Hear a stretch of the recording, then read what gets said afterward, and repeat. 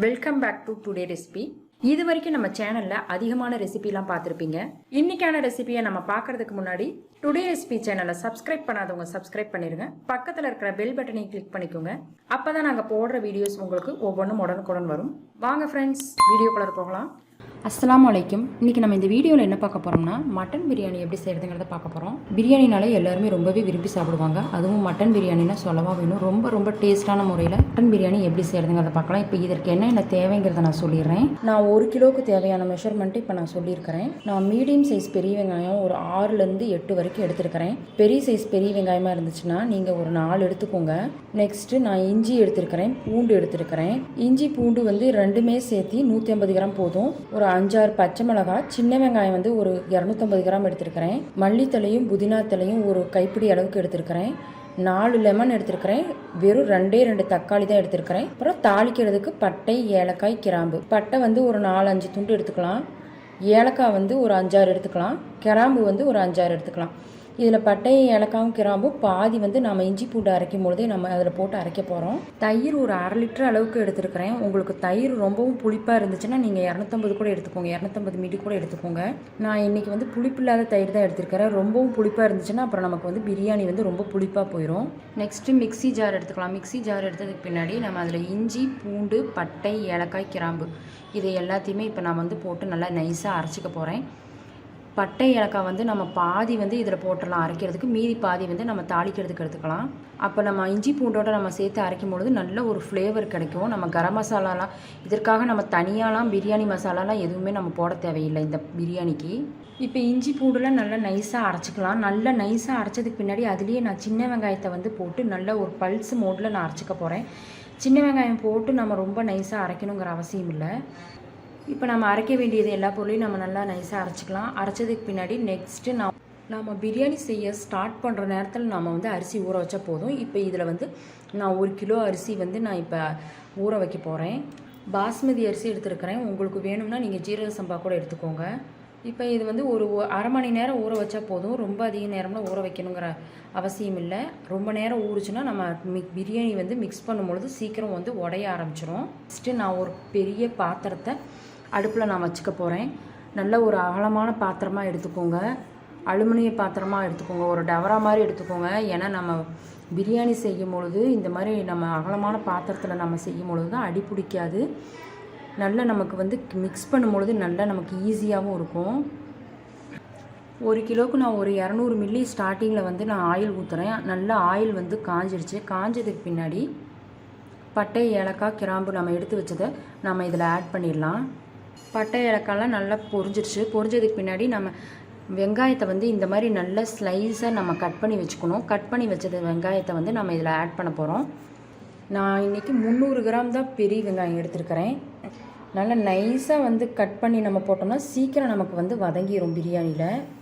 நான் 200 மில்லி நெய்யில் இப்போ 100 மில்லி நெய்யை வந்து நான் இதில் பாதி நெய்யை வந்து நான் ஆட் பண்ண போகிறேன். 100 மில்லி நெய் வந்து இப்போ ஆட் பண்ணிக்கலாம். கடைசியில் தம் விடும்போது நம்ம 100 மில்லி வந்து ஆட் பண்ணிக்கலாம். இப்போ பாருங்கள், நல்ல ஒரு ப்ரௌன் கலரில் நமக்கு வந்து வெங்காயம் வந்து வதங்கிடுச்சு. இந்த ஸ்டேஜில் நான் நெக்ஸ்ட்டு தக்காளி வந்து ஆட் பண்ணுறேன். தக்காளி வந்து 1 கிலோவுக்கு 2 தக்காளி போட்டாலே போதுங்க. ரொம்பவும் அதிகமாக தக்காளி போடணுங்கிற அவசியம் இல்லை. நாம் அதற்கு பதிலாக தான் நம்ம தயிர், லெமன்லாம் நம்ம ஆட் பண்ணுறோம். தக்காளி ரொம்பவும் அதிகமாக போட்டோம்னா அப்புறம் தக்காளி சோறு மாதிரி இருக்கும். நான் எப்போவுமே வந்து நான் பிரியாணி செய்யும்பொழுது தக்காளி ரொம்பவே கம்மியாக தான் போடுவேன். இந்த மெத்தடில் நீங்கள் கண்டிப்பாக செஞ்சு பாருங்கள். ரொம்பவே சூப்பராகவும் இருக்கும் பிரியாணி, டேஸ்ட்டாகவும் இருக்கும். இப்போ தக்காளி போட்டதுக்கு பின்னாடி நான் அதிலே பச்சை மிளகாவும் ஆட் பண்ணுறேன்.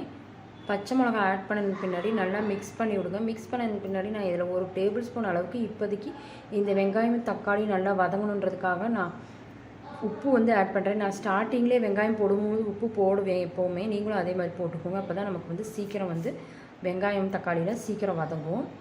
இப்போ நெக்ஸ்ட்டு இஞ்சி பூண்டு வந்து நம்ம அரைச்சி வச்ச இஞ்சி பூண்டு, சின்ன வெங்காயத்தை எல்லாத்தையுமே நம்ம வந்து ஆட் பண்ணிடலாம். பூண்டு 100 கிராம்னா இஞ்சி 75 கிராம் கூட போடலாம். அப்படி இல்லைன்னா 80 கிராம் போடுங்க. இஞ்சியும் பூண்டும் சரிசமமாக போட்டோம்னா அதுவும் நல்லா தான் இருக்கும். ஆனால் இஞ்சி வந்து அதிகமாக போடாதீங்க. அதிகமாக போட்டால் ஒரு மாதிரி இஞ்சி ஸ்மெல் தான் அதிகமாக வந்து நமக்கு பிரியாணியில் இருக்கும். அது இஞ்சி பூண்டு மட்டும் ரொம்பவே கரெக்டாக வந்து போடுங்க. நம்ம இஞ்சி பூண்டு மசாலாலாம் நம்ம போடும்போது அடுப்பை மீடியம் ஃப்ளேமில் வச்சுக்கோங்க, ரொம்ப ஹை ஃப்ளேமில் வைக்காதீங்க, அப்புறம் நல்லா அடியில் வந்து அடி பிடிக்க ஆரம்பிச்சிடும். இப்போ அதுலேயே நல்லா ஒரு கைப்பிடி அளவுக்கு கொத்தமல்லி தலையும் புதினா தலையும் நான் ஆட் பண்ணுறேன். ஆயில் வந்து நம்ம இதுக்கு மேலே ஊற்ற வேணாம், பார்த்தா நமக்கு வந்து ஆயில் பத்தாத மாதிரி தான் இருக்கும், ட்ரையாக இருக்கிற மாதிரி. நம்ம லாஸ்ட்டாக நெய் வந்து ஆட் பண்ண போகிறோம். நம்ம மட்டனில் வந்து கொழுப்புலாம் வேறு இருக்கும், அதனால் ஆயில் மட்டும் ரொம்பவே பார்த்து கவனமாக வந்து ஊற்றிக்கோங்க. 1 கிலோ அரிசிக்கு நான் 1 கிலோ வந்து மட்டன் எடுத்துருக்கிறேன். உங்களுக்கு எவ்வளோ தேவையோ நீங்கள் அந்த அளவுக்கு எடுத்துக்கோங்க. நம்ம சரிசமமாக போட்டால் ரொம்பவே சூப்பராக இருக்கும். பிரியாணி வந்து நல்ல வாசமாகவும் இருக்கும். 1 கிலோவுக்கு மினிமம் வந்து 3/4 கிலோ அளவுக்கு போடலாம். அதுக்கு மேலே கம்மியாக போட்டோம்னா நமக்கு வந்து மட்டன் பிரியாணி வந்து ஒரு நல்ல ஒரு வாசம் வந்து எடுத்து கொடுக்காது. நெக்ஸ்ட்டு நான் மிளகாத்தூள் வந்து நான் ஆட் பண்ணுறேன். உங்களுக்கு எவ்வளோ காரம் தேவையோ நீங்கள் அந்தளவுக்கு வந்து மிளகாத்தூள் வந்து ஆட் பண்ணிக்கோங்க. மிளகாத்தூளோட வாசம்லாம் போகிற அளவுக்கு நல்லா வந்து நம்ம வதக்கி விட்டுக்கலாம். வதக்கினதுக்கு பின்னாடி நான் இதுலேயே வந்து தயிர் வந்து ஆட் பண்ணுறேன். பாருங்கள், தயிர் வந்து நல்ல ஒரு திக்கான தயிராக எடுத்துக்கோங்க.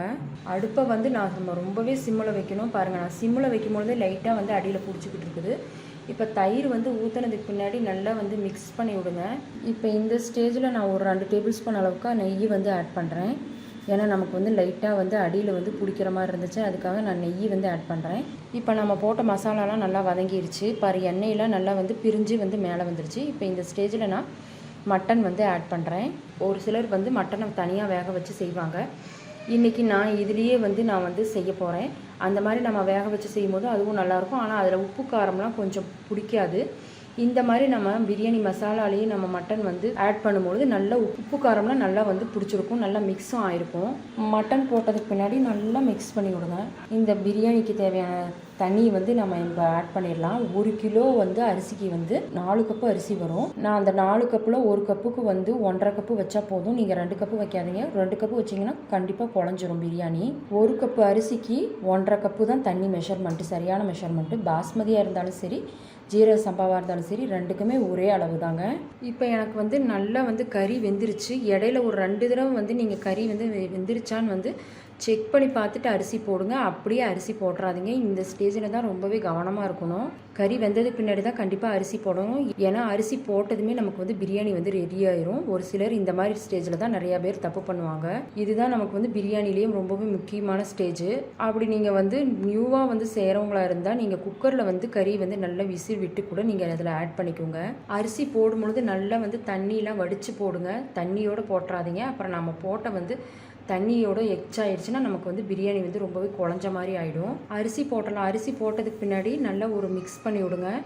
மிக்ஸ் பண்ணதுக்கு பின்னாடி நான் மல்லித்தலை வந்து மீதி இருக்கிற மல்லித்தலையும் இதில் ஆட் பண்ணிட்டேன். ஆட் பண்ணதுக்கு பின்னாடி இதில் நான் இப்போ லெமன் வந்து ஆட் பண்ண போகிறேன். நான் எடுத்து வச்ச 4 லெமனையும் நான் ஆட் பண்ணுறேன். லெமனை ஆட் பண்ணதுக்கு பின்னாடி நல்லா வந்து மிக்ஸ் பண்ணி விடுங்க. மிக்ஸ் பண்ணதுக்கு பின்னாடி நமக்கு வந்து பாதி தண்ணி வந்து நல்லா சுண்டணும். பாதி தண்ணி சுண்டினதுக்கு பின்னாடி தான் நம்ம தம்மில் விடணும். பாதி தண்ணி இருக்கும் பொழுதே நம்ம வந்து தம்மில் விட்டுறலாம். ரொம்ப ட்ரையாக்கி தம்மில் விடாதீங்க, அப்புறம் பிரியாணி வந்து அடிப்பிடிக்க ஆரம்பிச்சிடும். பாருங்கள், தண்ணி வந்து பாதி அளவுக்கு சுண்டிடுச்சு, மீதி வந்து பாதி அப்படியே இருக்குது. இந்த ஸ்டேஜில் தான் நாம் இப்போ வந்து தம்மில் விட போகிறோம். தண்ணி இருக்கும் பொழுதே நீங்கள் வந்து இந்த மாதிரி ஒரு துணியை வந்து போட்டு அதுக்கு மேலே வந்து மூடி போட்டு வெயிட்டான ஒரு பாத்திரத்தை வந்து நீங்கள் அது மேலே வச்சிடலாம். தோசை தவாவை கூட அடியில் வச்சு நீங்கள் அது மாதிரி மேலே வச்சுருங்க. அப்போ தான் வந்து அடி பிடிக்காமல் இருக்கும்.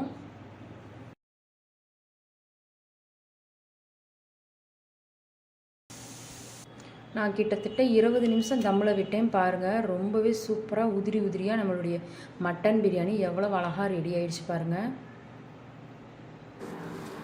பிரியாணி செய்யும்போது இந்த மாதிரி சின்ன சின்ன நுணுக்கங்கள்லாம் நம்ம பார்த்து கரெக்டாக செஞ்சோம்னா ரொம்பவே சூப்பராக அமையும். பிகினர்ஸ்ங்களாம் கூட ரொம்பவே சூப்பராக செஞ்சுருவாங்க. இதே மாதிரி நீங்களும் கண்டிப்பாக வந்து ஒவ்வொரு சின்ன சின்ன நுணுக்கங்களையும் கண்டிப்பாக தெரிஞ்சுக்கிட்டு செஞ்சு பாருங்கள். உங்களுக்கும் கண்டிப்பாக நல்லா அமையும் பிரியாணி. நிறையா பேர் வந்து பிரியாணி ரொம்பவும் ரிஸ்க்கான வேலைன்னு நினைப்பாங்க. அதெல்லாம் ரொம்பவே சிம்பிளான வேலை, ரொம்பவும் ஈஸியான வேலை, ரொம்பவே ஈஸியானது கூட பிரியாணி செய்கிறது. நம்ம செய்கிற ஒவ்வொரு சின்ன சின்ன தப்பில் தான் வந்து பிரியாணி வந்து நல்லா அமையாது. நான் சொல்கிற மெஷர்மெண்ட்டில் இதே மெத்தடில் நீங்கள் செஞ்சீங்கன்னா உங்கள் வீட்டில் ரொம்பவே சூப்பராக வந்து மட்டன் பிரியாணி உங்களுக்கு வந்து ரொம்பவே சூப்பராக அமையும். கண்டிப்பாக நீங்கள் வந்து இதே மாதிரி இதே மெத்தடில் நீங்கள் செஞ்சு பாருங்கள். செஞ்சு பார்த்துட்டு இந்த மட்டன் பிரியாணி எப்படி இருக்குதுன்னு உங்களுடைய ஃபீட்பேக்கை கமெண்ட் பாக்ஸில் கமெண்ட் பண்ணுங்கள். தேங்க்யூ. ஹலோ ஃப்ரெண்ட்ஸ், இந்த வீடியோ பிடிச்சிருந்துச்சுன்னா லைக் பண்ணுங்கள், ஷேர் பண்ணுங்கள், மறக்காம டுடே ரெசிபி சேனல் சப்ஸ்கிரைப் பண்ணாதவங்க சப்ஸ்கிரைப் பண்ணுங்கள். பக்கத்தில் இருக்க பெல் பட்டனை கிளிக் பண்ணிக்கோங்க. அப்போ தான் நாங்கள் போகிற வீடியோஸ் உடனுக்குடனுக்கு வரும்.